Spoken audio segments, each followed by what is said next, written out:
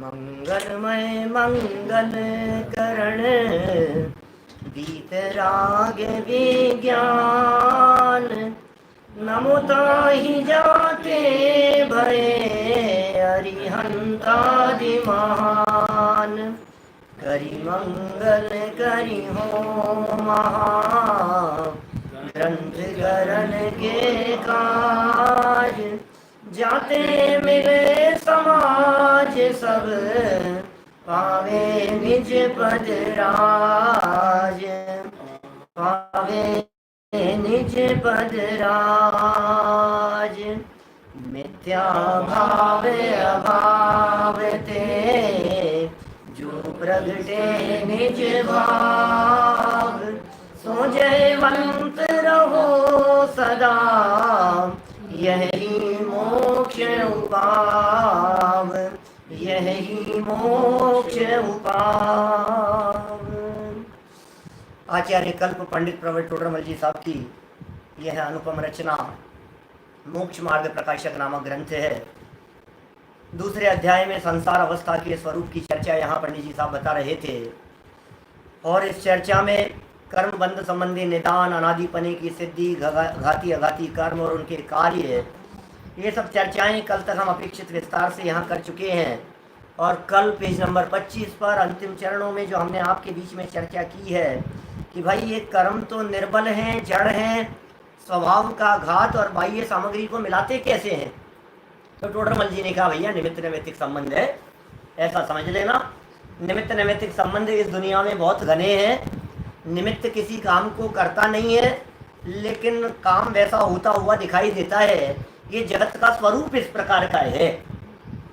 इतना घना संबंध बतलाया, जैसे चकवा चकवी के वियोग और संयोग की बात कही, जैसे सूर्योदय के काल में कमल खिलने की बात कही, जैसे हमने पक्षियों वगैरह की बात आपको कह करके पुकारी थी कि भाई ये पक्षियों का चहचहाना, मुर्गे का बाग देना, ऐसे बहुत सारी बातें हो सकती है। हमने हाथ उठाया और ऐसे परछाई पड़ी, तो बोलो ये जो परछाई पड़ी है, गुरुदेव बहुत उदाहरण देते थे ऐसा, ये जो परछाई पड़ी है इस परछाई में हाथ का क्या है?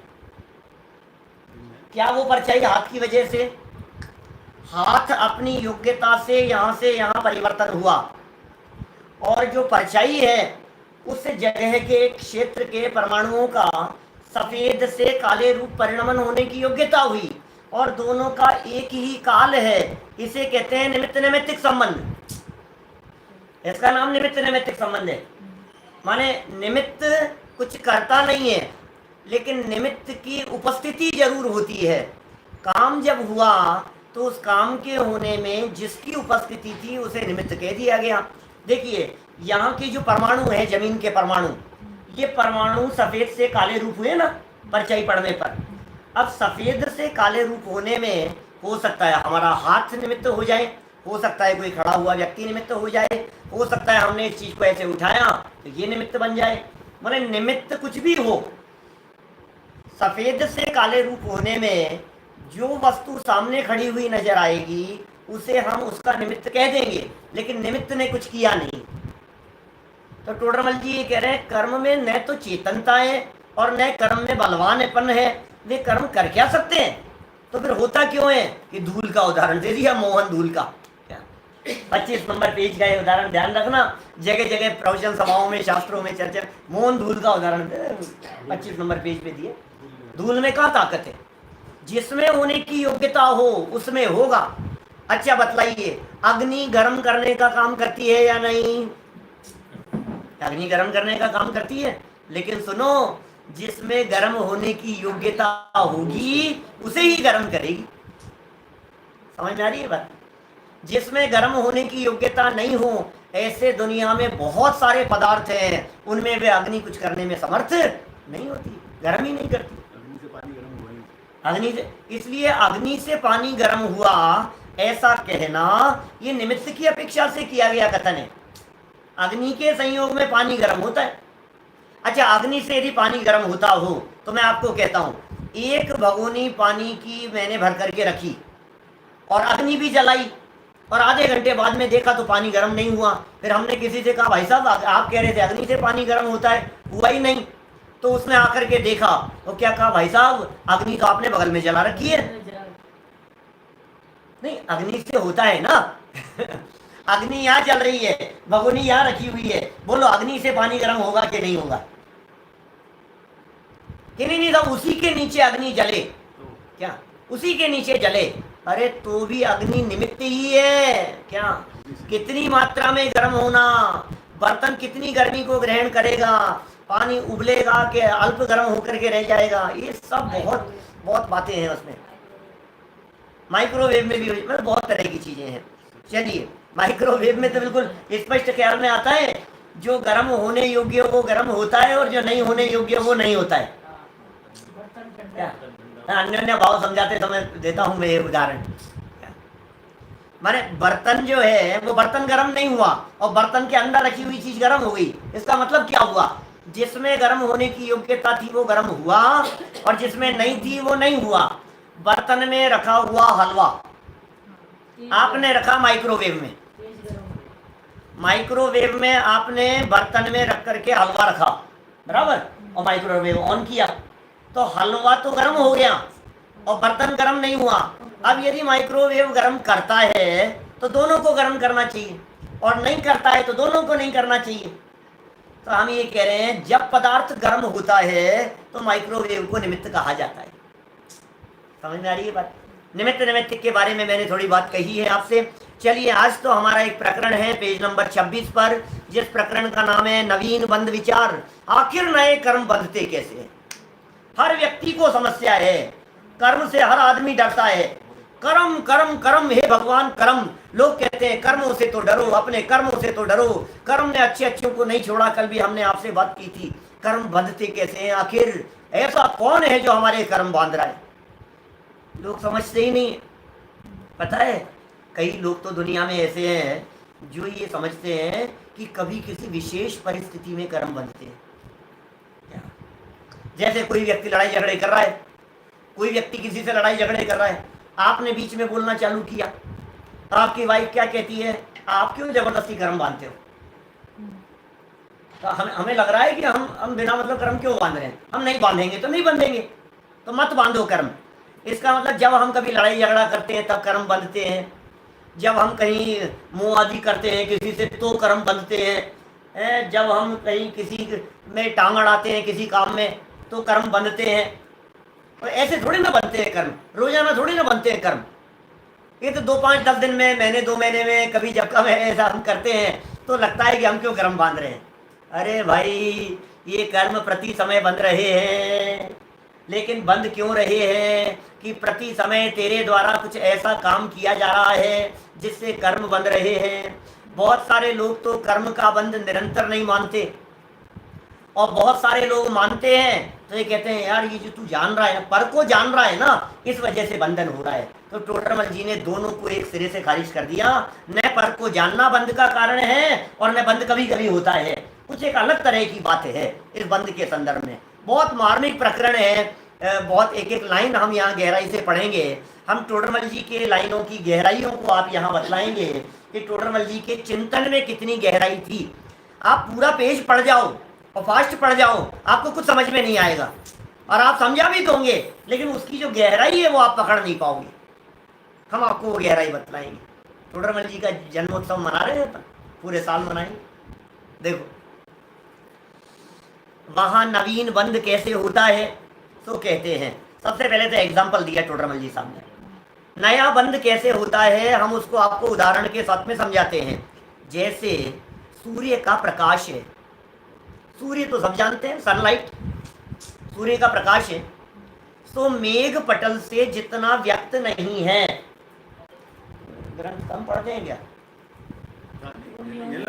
हाँ, देखिए जैसे सूर्य का प्रकाश है, क्या सूर्य का प्रकाश है तो मेघ पटल से जितना व्यक्त नहीं है।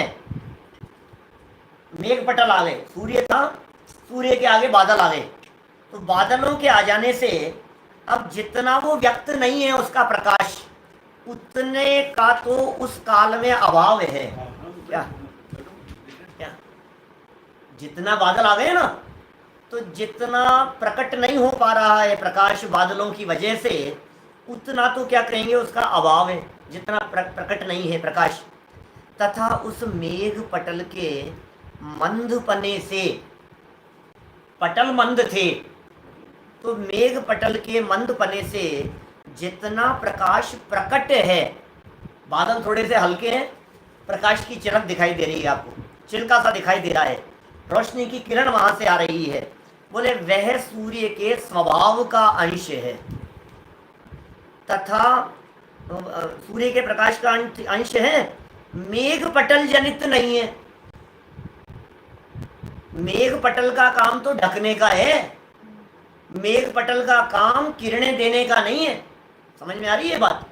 यहाँ गड़बड़ी हो जाती है समझ नहीं हो तो ऐसा समझता है मेघ पटल की वजह से सूर्य का प्रकाश नहीं भी आ रहा है और मेघ पटल की वजह से सूर्य का प्रकाश आ भी रहा है, ऐसा नहीं है।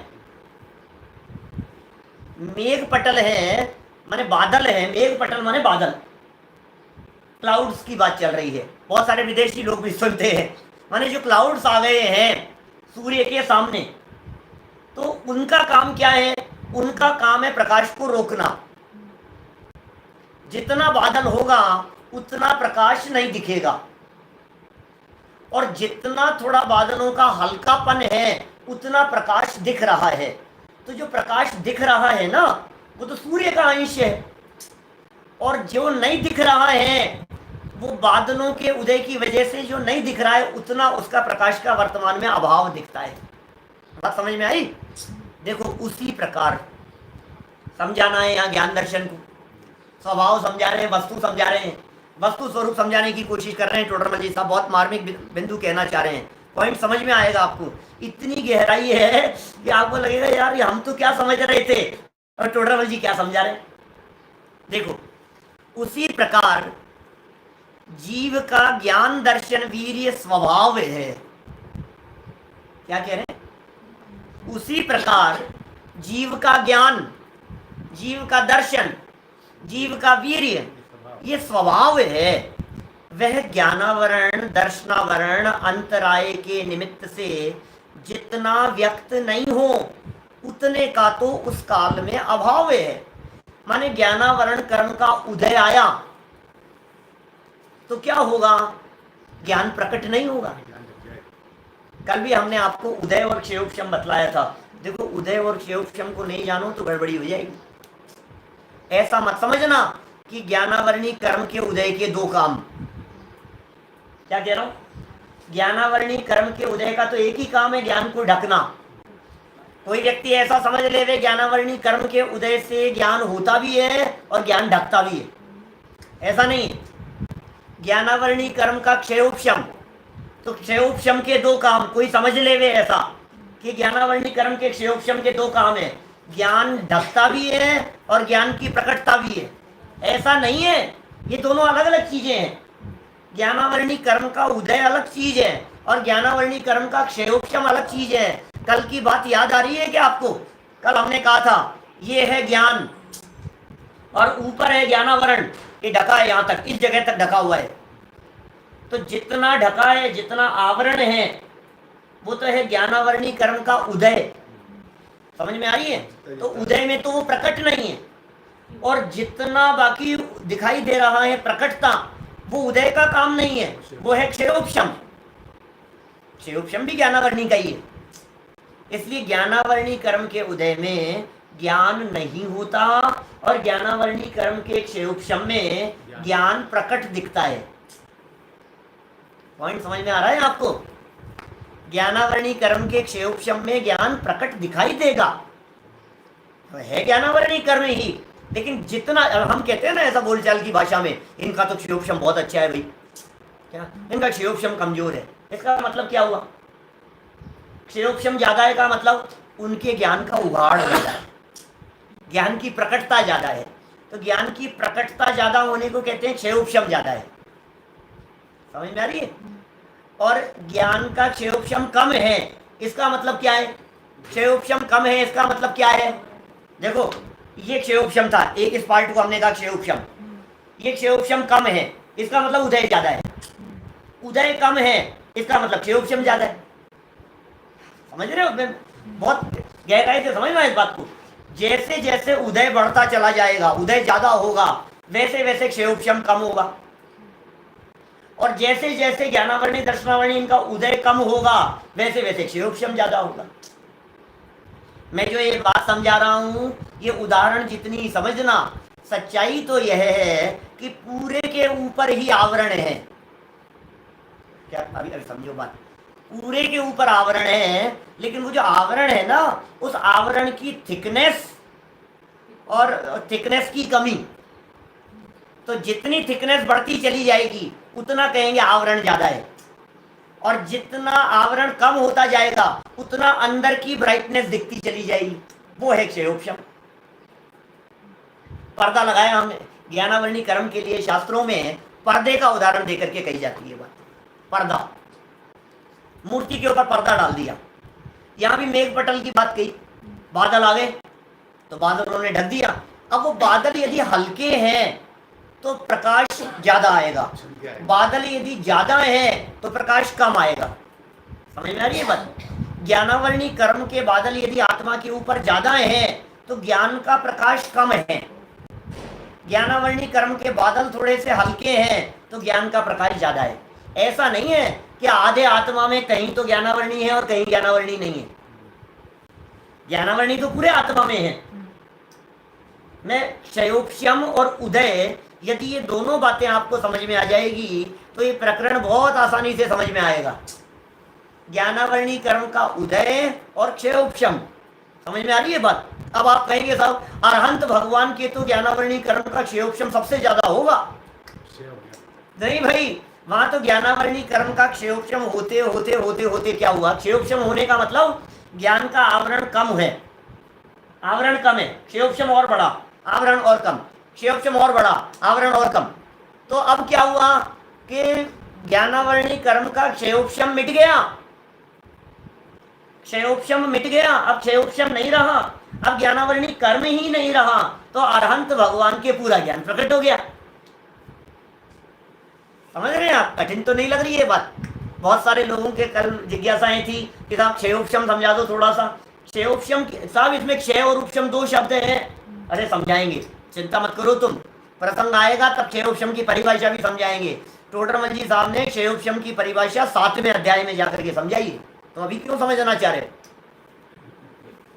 ABCD की क्लास वाला व्यक्ति एमए का प्रश्न करे, अरे भाई हाँ धीरे धीरे सब बातें क्लियर होती चली जाएगी। हम तो एक बात कह रहे हैं, आप नियमित रहो बस, फिर हमारे ऊपर छोड़ दो। कोई शब्द का अर्थ समझ में नहीं आ रहा हो तो जरूर समझाऊंगा, शब्द की कठिन परिभाषा में मत उलझना भी, क्योंकि क्षयोपशम की परिभाषा तो ऐसी बतलाई है क्या, सर्वघाती स्पर्धकों का उदयाभावी क्षय, और सर्वघाती स्पर्धकों का वर्तमान कालीन स्पर्धकों का तो उदयाभावी क्षय, और भविष्य में उदय में आने योग्य सर्वघाती स्पर्धकों का सदवस्था रूप उपशम, और देशघाती स्पर्धकों का उदय, इस रूप जो अवस्था है उसे क्षयोपशम कहते हैं। अब मुझे मालूम है इतनी बात कह दी तो आधे से ज्यादा लोगों के दिमाग के ऊपर से निकल दी, मैं वो नहीं समझाऊंगा यार, नहीं समझाना है। क्षयोपशम का अर्थ मोटा भाव भाषण होना चाहिए। क्षयोपशम माने प्रकटता, क्षयोपशम माने उघाड़, क्षयोपशम माने जितना ज्ञान का व्यक्तता है हमारे, उतना हमारा ज्ञानावर्णी का क्षयोपशम है। उदय में भाव नहीं आते और क्षयोपशम में भाव है। पूरा नहीं, पूरा ढकेगा भी नहीं और पूरा उगड़ेगा भी नहीं। इसका नाम है छद्मस्त, इसका नाम है क्षयोपशम भाव वाला जीव। पूरा ढक जाए तो पीछे का है जीव जड़ हो जाए, पूरा ढक जाएगा मतलब पूरा ही उदय आ जाए 100%। इतना गाढ़ा कपड़ा लग गया, इतना गाढ़ा कपड़ा था कि अंदर का कुछ नहीं दिखाई दे रहा है, बोले ऐसा आत्मा में हो नहीं सकता। समझ में आ रही है बात? अभी देखो ये कुर्ता दिख रहा है ना, तो कुर्ता जितना यहाँ है तो अंदर का दिख रहा है आपको, कुछ लाइट दिख रहा है, यहाँ से इधर से दिख रहा है कुछ आपको लाइट, तो ये इसका नाम है, ये ज्ञानावरण यहाँ से बंद है तो अंदर का प्रकाश दिख रहा है। समझ में आ रही है बात? अब ये जितना गाढ़ा होता चला जाएगा उतना अंदर का प्रकाश बंद दिखे। अब पढ़ो, देखो, समझो, थोड़ा सा समझने की कोशिश करो, है? नहीं बहुत आसान है, समझ में आएगी बात। ये क्या होता है, हम इन दोनों का काम एक का ही समझ लेते हैं। हम ये समझ रहे हैं क्षयोपशम में कुछ तो प्रकट है और कुछ ढका है, ठीक है जो भी है, लेकिन क्षयोपशम की तीव्रता मंदता किसे, क्षयोपशम माने स्वभाव की प्रकटता, वो है क्षयोपशम। और उदय माने घात। लाइन देखो कहां से चलेंगे, चौथी लाइन पर आइए आप सीधे, नवीन बंद विचार 26 नंबर का पेज, चौथी लाइन। भाई पुस्तक लेकर के बैठना जरूरी है। आप लोगों के पास में जो लाइव सुन रहे हैं, मैं उनसे भी कह रहा हूं, आप पुस्तक लेकर के बैठिए, लाइन टू लाइन पढ़िए। अरे पुस्तक इसलिए भी लेकर के बैठिए कि जो सामने बैठा पंडित बोलता है ये सही बोलता है कि नहीं बोलता है। ये इस वर्तमान युग को गुरुदेव श्री की देन है ये, क्या कि ग्रंथ लेकर के बैठो। गुरुदेव नहीं होते तो ग्रंथ लेकर के बैठने की परंपरा नहीं थी, क्या बताएं आपको। देखो क्या कह रहे हैं, चौथी नंबर की लाइन, और ग्रंथ नहीं हो, अब अभी कोरोना की स्थिति है, पूरा देश लॉकडाउन है, यदि नहीं हो तो आप मैसेज कर दीजिए, आपको पीडीएफ भेज दी जाएगी मोबाइल पर। मैसेज डाल देना, अपना ईमेल आईडी डाल देना, व्हाट्सएप नंबर डाल देना, तो हम वहाँ पीडीएफ भेज देंगे। आप अपने मोबाइल पर खोल करके देखें, समझ में आ रही है, अपने आईपैड पर खोल करके देखें, अपने लैपटॉप कंप्यूटर पर ग्रंथ खोल करके बैठे, लेकिन ग्रंथ जरूर खोल करके बैठे।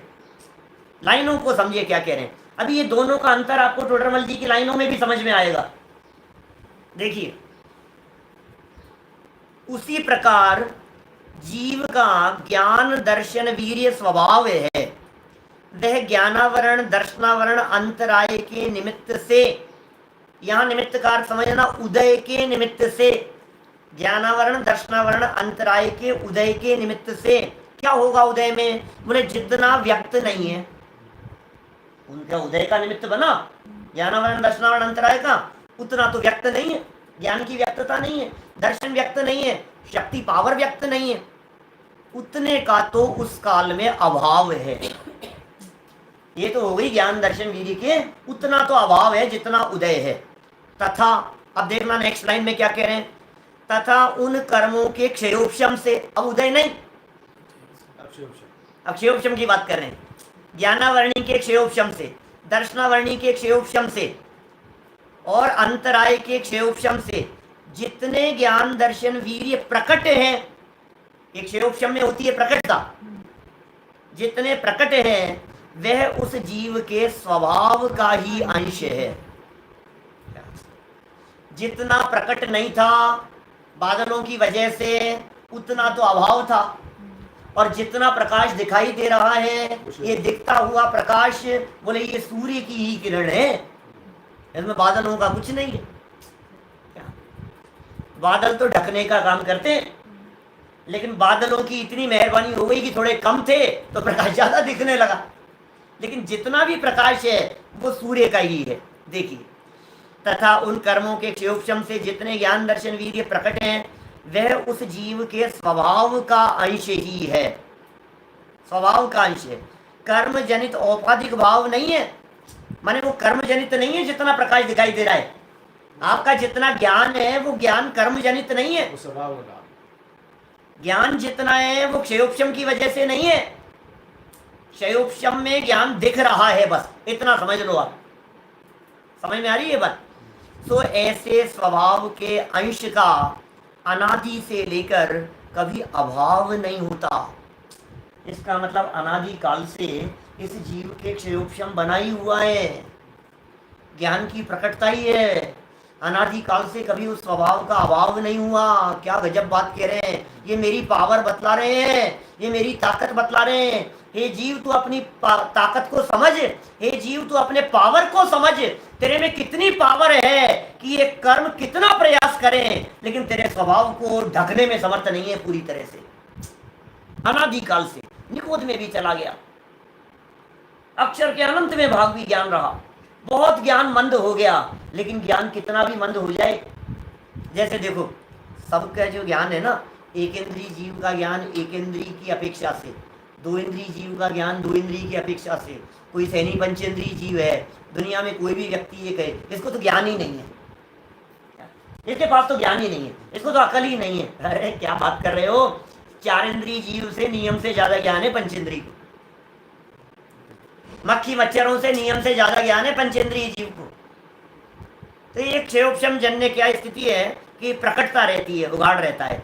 इसी के द्वारा जीव के जीवत्व पने का निश्चय किया जाता है। ओहो, गजब बात कह रहे हैं। ये जो ज्ञान प्रकट है इससे जीवत्व पने का निश्चय किया जाता है। अब जो इस प्रकट ज्ञान से जीवत्व पने का निश्चय कर लेते हैं उनका मोक्ष मार्ग शुरू हो जाता है, और जो इस प्रकट ज्ञान से जीवत्व पने का निश्चय नहीं कर पाते हैं वे अज्ञानी और मूर्ख बने रहते हैं। तिर्यंचो क्या, उसके भी थोड़ा ज्ञान प्रकट है ना, ज्ञान का अंश। देखो, राग से आत्मा पकड़ में नहीं आएगा, पुण्य पाप से आत्मा पकड़ में नहीं आएगा, क्या विवाह भाव से आत्मा पकड़ में नहीं आएगा। समझ में आ रही है बात? क्रोध कर रहा है साहब, ये तो क्रोध से पकड़ में आ रहा है ये आत्माएं। अरे क्रोध है, वो आत्मा नहीं है। उस क्रोध के काल में भी क्रोध को जानने वाला जो ज्ञान है वो ज्ञान स्वभाव का अंश है, और वो ज्ञान इस बात को दिखाता है कि ये आत्मा है। बस उस ज्ञान स्वरूप को पकड़ लिया, वो आत्मा पकड़ में आ गया, ओ हो गया सम्यक दर्शन। समझ रहे हो आप? सूर्य की किरण बता दी थी, ये सूर्य, ये किरण बता रही है कि ये सूर्य है। समझ में आ रही है बात? किरण को देखकर आप सूर्य को पकड़ लेते हैं, उसी तरह से ज्ञान किरण को देखकर चैतन्य सूर्य पकड़ में आता है। क्या ज्ञान किरण से चैतन्य सूर्य पकड़ में आएगा? आप यहां बैठे हैं, सामने आपको सूर्य की एक चिलक्की सी दिखाई दे रही है, किरण दिख रही है, आप क्या कहेंगे भाई साहब? सनलाइट है, सूर्य है, सूर्य पकड़ में आ रहा है ना। तो ज्ञान की किरण, ज्ञान का उघाड़, ज्ञान की प्रकटता, ज्ञान की एक समय की पर्याय, उस ज्ञान की एक समय की पर्याय से ज्ञान पर्याय देखे वो तो अज्ञानी, और ज्ञान की उस पर्याय की प्रकटता से ज्ञायक देख लेवे तो ज्ञानी। समझ में आ रही है बात? हीरे की एक किरण से हीरा दिखना चाहिए ना, किरण बोलो, दिखने से क्या फायदा? किरण दिखने से क्या होगा? आपको तो ज्ञायक दिखना चाहिए। अरे वो सूर्य प्रकाश पुंज दिखाए, ओहो देखो आप, ये जो दिखाई दे रही है ये किरण, ये सूर्य की किरण है। बादल हटेंगे और सूर्य पूरा प्रकाशमान है, अंदर में भरा पूरा सूर्य है। इस बात की जानकारी किससे लगेगी? किससे लगेगी? कचरे में पड़ा हुआ, समझ में आ रही है बात? कचरे में पड़ा हुआ।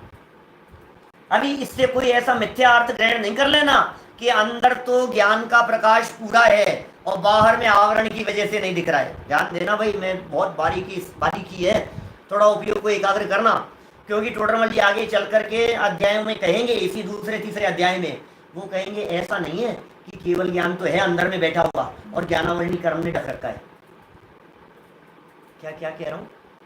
अंदर में तो केवल ज्ञान है भाई साहब, लेकिन ज्ञानावरणी कर्म है, इसलिए वो केवल ज्ञान दिख नहीं रहा है।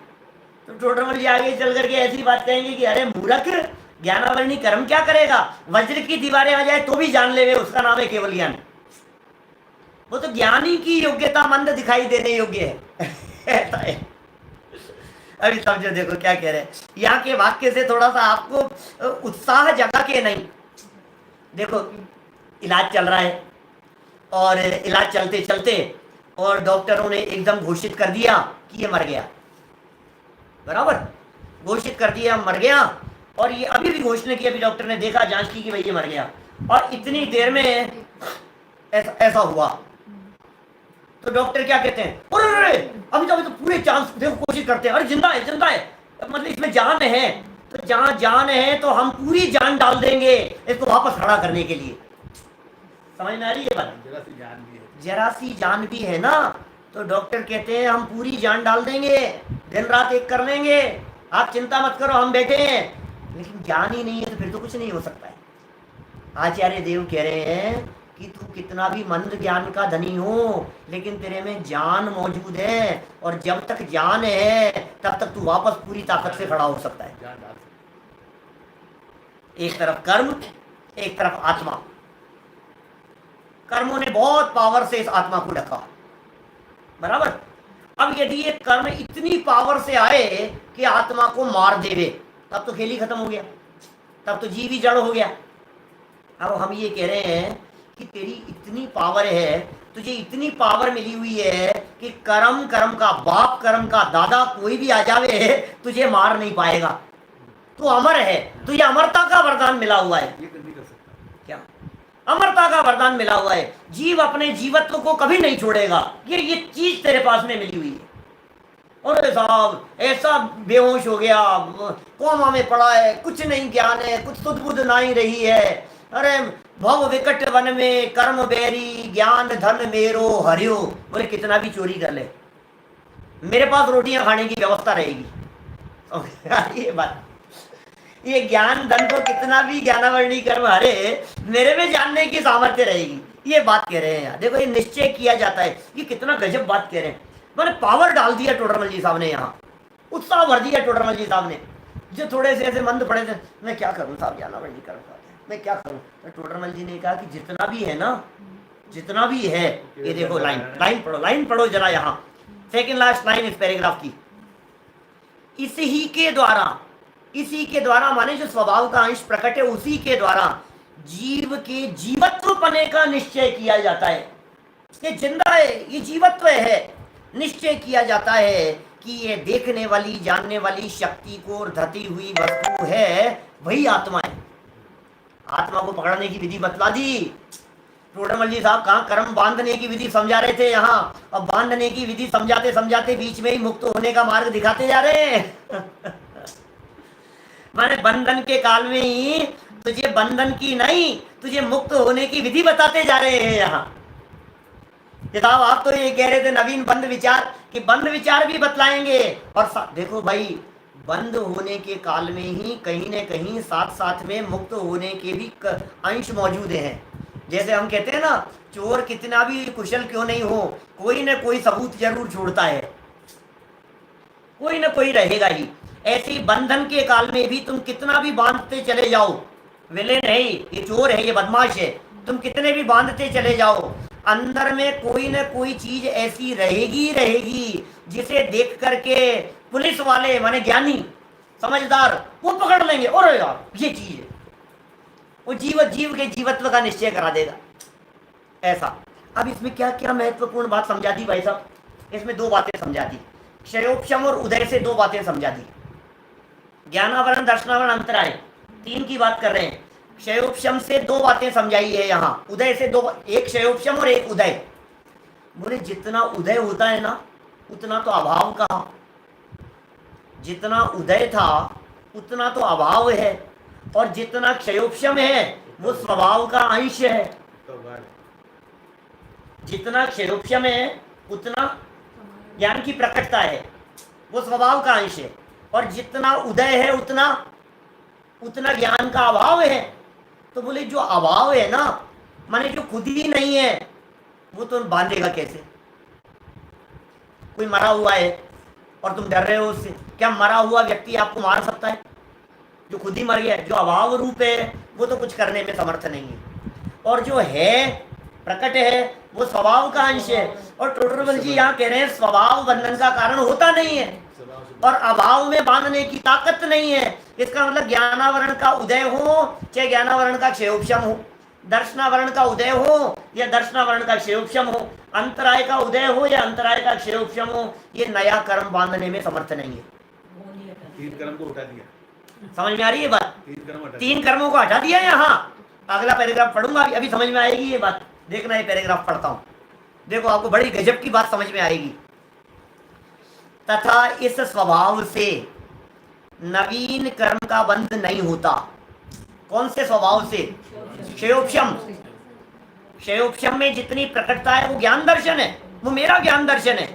इस स्वभाव से नया कर्म नहीं बनता, क्योंकि निज स्वभाव ही बंध का कारण हो, तो फिर बंध का छूटना कैसे हो? अपना ही ज्ञान बंध का कारण हो जाए तो फिर छूटना कैसे होगा? फिर छूटना नहीं हो पाएगा। तथा उन कर्मों के उदय से, अब देखो अब यहाँ उदय कह रहे हैं, पहले का क्षयोपशम, क्षयोपशम से कहा स्वभाव का अंश, और कह रहे हैं कर्मों के उदय से, यहाँ उदय शब्द का प्रयोग कर रहे हैं, यहाँ क्षयोपशम नहीं शब्द है, यहाँ उदय शब्द है।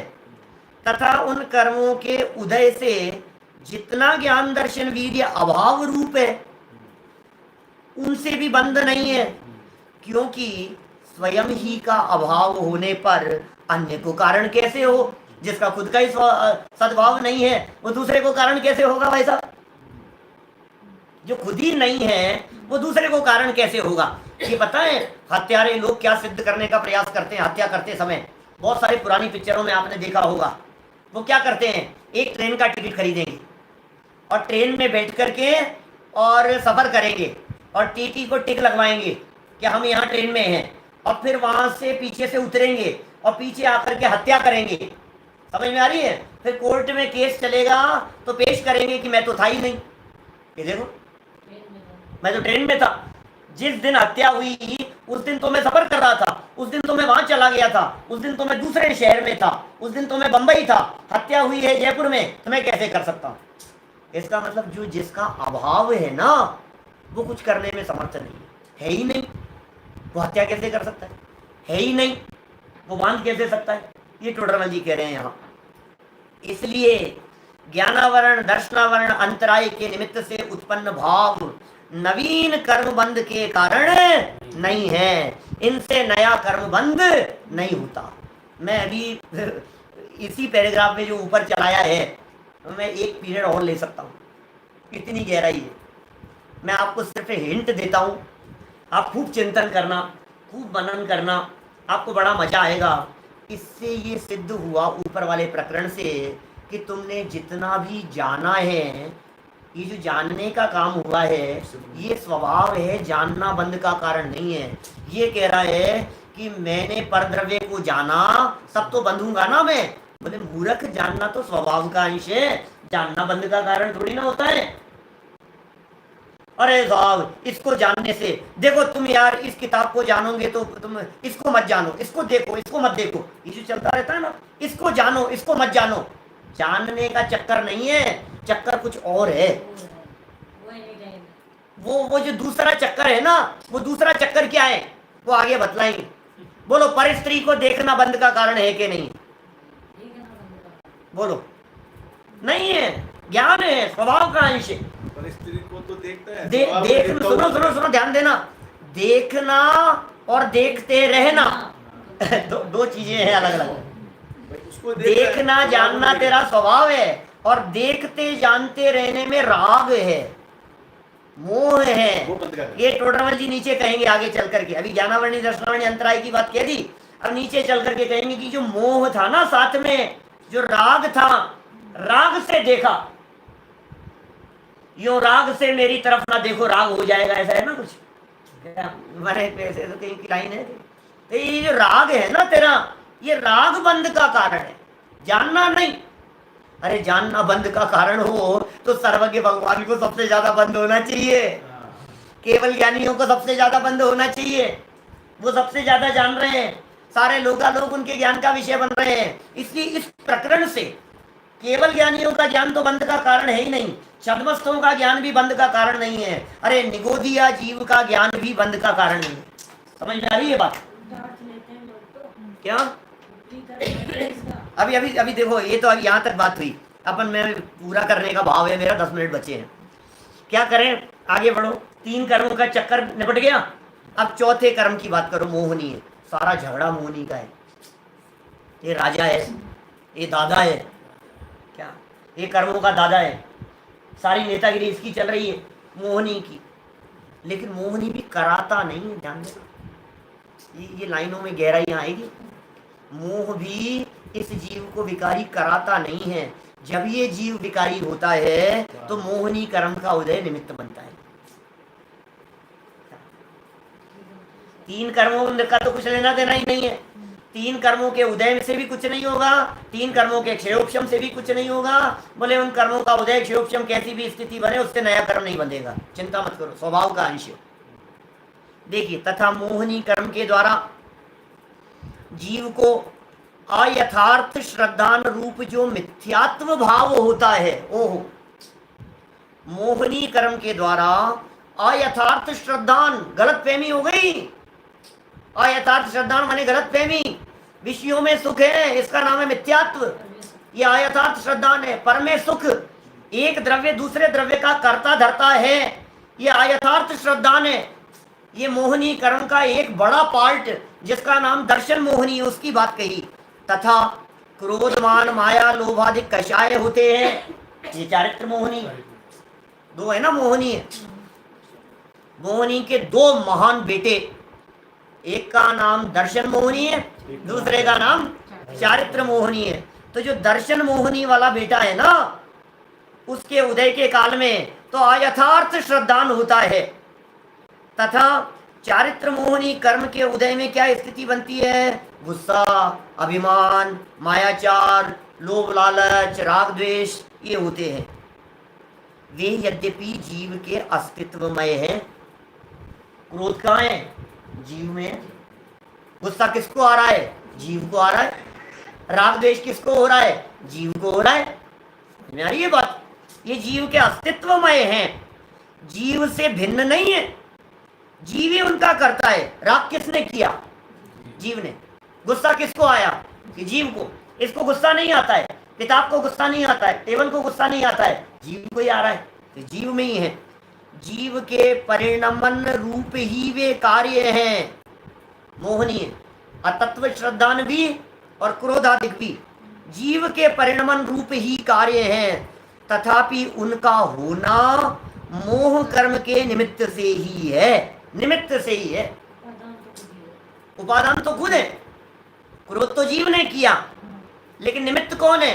बोले मोहनी कर्म का उदय, वो निमित्त बनता है। माने निमित्त करता नहीं है कुछ भी। ये जीव उस रूप काम करे तो बाहर में निमित्त दिखाई देवे। मैं ये कह रहा हूँ, आपके अभी क्रोध का उदय चल रहा है कि नहीं? आप गुस्सा करोगे तो हम कहेंगे क्रोध का उदय। आप घमंड करोगे तो हम कह देंगे मान का उदय। आप लोभ लालच करोगे तो हम कह देंगे चारित्र मोहनी के लोभ का उदय है। लेकिन मोहनी कर्म के लोभ कर्म ने आपको लोभ कराया, अंदर के चारित्र मोहनी क्रोध कर्म के उदय ने आपको गुस्सा दिलाया, ऐसा नहीं होता है। कर्म निमित्त दूर होने पर उनका अभाव ही होता है। इसलिए वे जीव के निज स्वभाव नहीं, औपाधिक भाव हैं। अतत्व श्रद्धान भी औपाधिक भाव है, राग द्वेष काम क्रोध आदि भी औपाधिक भाव है, तथा उन भावों के द्वारा नवीन बंध होता है। इसलिए मोह के उदय से उत्पन्न भाव बंध के कारण है। ज्ञान नहीं, जाना और जान करके ये अच्छा है, बोले ये बंधा, ये मुझे प्राप्त हो जाए, ये लोभ, बोले बंध गया। जान तो रहा है, ज्ञाता दृष्टा भाव से जाने तो कोई दिक्कत नहीं है। पर को जाने, विषयों को जाने, स्त्री पुत्रादि को जाने, महल मकान को जाने, जानने में कोई दिक्कत नहीं है। लेकिन प्रॉब्लम क्या है? जानने के साथ साथ में तेरे चल रहा है राग, जानने के साथ साथ में तेरे चल रहा है मोह। अब ज्ञान और मोह ये दोनों साथ साथ में चल रहे हैं। अब अज्ञानी जीव ये समझता है, देख तू जान रहा है ना, देखे ही मत, आंख बंद कर ले। मैं देखता हूं तो राग होता है, मैं देखता हूं तो कषाय होता है, इसलिए देखो ही मत। सूरदास जी ने क्या किया बताए? बताया आपको? सूरदास जी ने अपनी आंखें फोड़ ली। क्या? किसी जगह पर पहुंचने पर उनका दरवाजा खुला, मतलब उसको उनको ऐसे दृश्य दिखे कि जो वो देखना नहीं चाहते थे। महिलाओं को नहाते हुए देखा कि कुछ ऐसा दिख गया आंख से, तो उन्होंने कहा अरे अरे मेरी आंखों ने ऐसा देखा क्या? मैं तो इन आंखों की वजह से ऐसा विकार मेरे मन में आया, आंखें फोड़ ली सूरदास अपनी।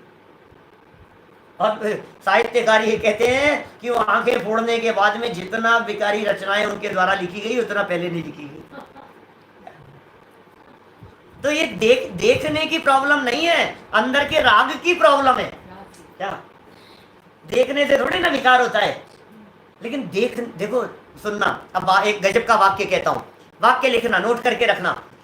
जानना स्वभाव है और जानने का रस वो अपराध है। क्या?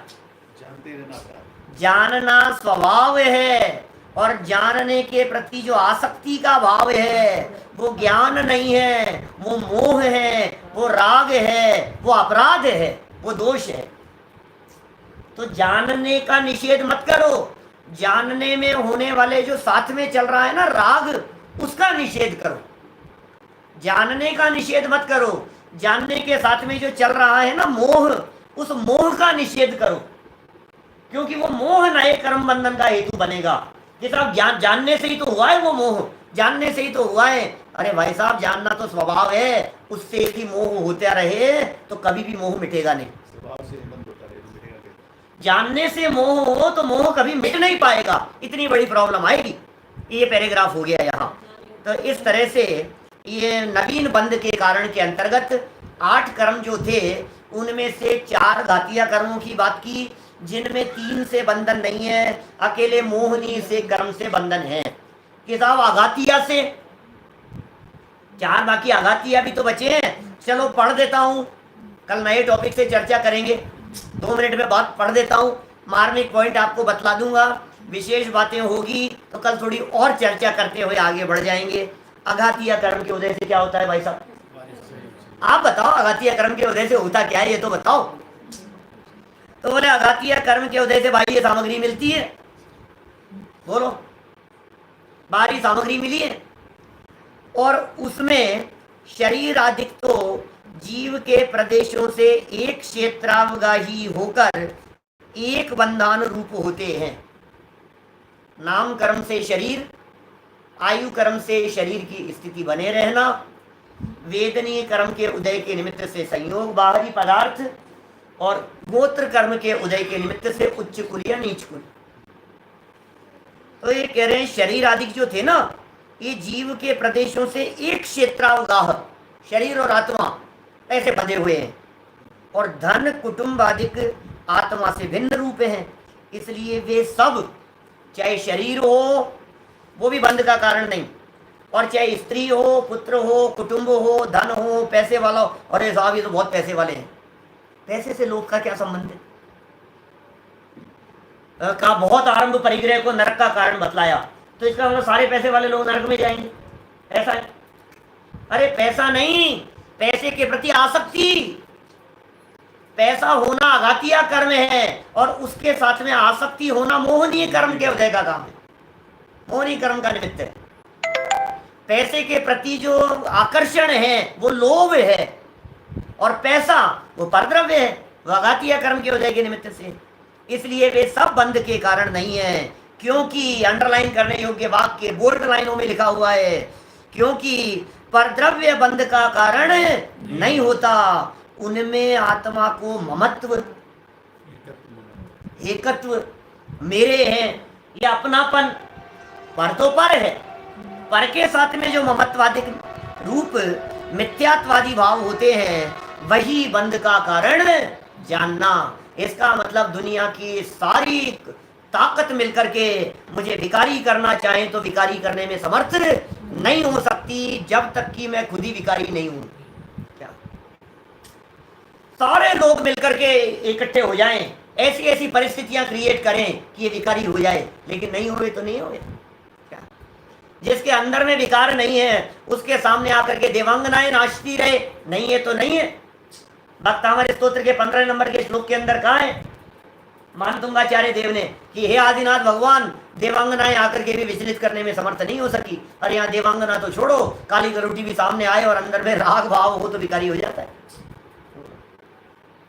तो अंदर की पावर की बात कह रहे हैं, मोह के वशीभूत होता है तो बंधता है, राग द्वेष आदि होते हैं तो बंधन होता है। इसलिए अपने मोह और मिथ्यात्वादी भाव जो है इनसे बचकर हम यदि स्वभाव का आश्रय लेंगे तो बंधन से मुक्ति होने का रास्ता मिलेगा। हम सभी इस तरह सावधान रहकर अपने विकार से बचते हुए इन नए बंधने वाले कर्मों से बंधने का प्रयास करें, इस बंधने से बचने का प्रयास करें। इसी भावना से बात को यहीं विराम देता हूं। अब कल बंध की और मार्मिक चर्चा है, जिसमें प्रकृति प्रदेश बंध, बंदी 4 प्रकार से होता है। प्रकृति प्रदेश कैसे होता है, स्थिति अनुभाग क्या होता है, किसे कहते हैं प्रकृति प्रदेश बंध, किसे कहते हैं स्थिति अनुभाग बंध, वो बंधा कैसे और वो क्या करने में समर्थ है, ये सब मार्मिक विषयों की चर्चा यहाँ करेंगे। ठीक सुबह कल 9:20 पर, और शाम को आज 8 बजे चर्चा चलने वाली है। ये मनुष्य जन्म जो है महाभाग्य से मिला है। ठीक 8 बजे छेड़ाला में जो चर्चा चल रही है सम्यक्त्व की महिमा, ये नरभव मिलना कठिन है, उसकी चर्चा को आगे बढ़ाएंगे। अभी की बात नंदी शुद्ध स्वरूपी अविनाशी हूँ आत्म स्वरूप, सजानंदी शुद्ध स्वरूपी अविनाशी हूँ आत्म स्वरूप। निजानंदी शुद्ध स्वरूपी अविनाशी हूँ आत्म